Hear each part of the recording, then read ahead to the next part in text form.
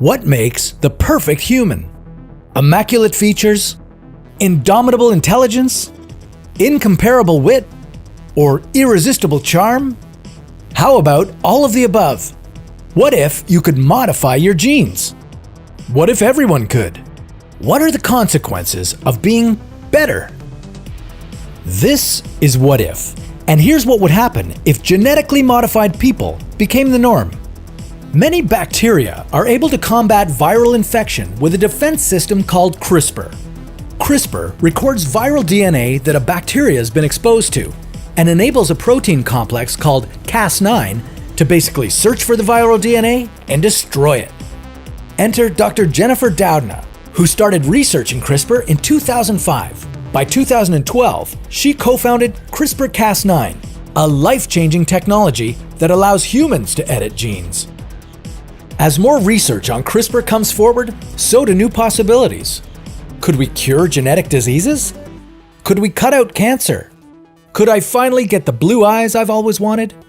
But what happens when gene editing goes too far?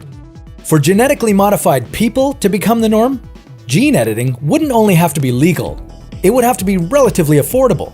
Some countries might even choose to subsidize it for life-saving medical procedures. After all, technology like CRISPR-Cas9 may be able to be used to prevent any genetic disease or disability we know of today. The genes responsible for Huntington's disease or cystic fibrosis could be wiped out and prevented from being passed on. Economics aside, every newborn could have the chance to live a normal, healthy life. Imagine creating a super race of people. If everyone on the planet was genetically engineered to be the strongest version of themselves, would we still have competitions like the Olympics?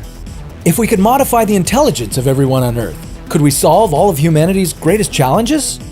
Could it finally be your turn to be Miss Universe or the Hulk?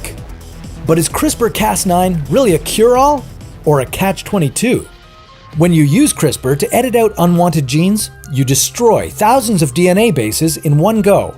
Yes, CRISPR is pretty precise, but there's still a risk that you could silence some genes that are meant to be active and activate genes that are meant to be dormant.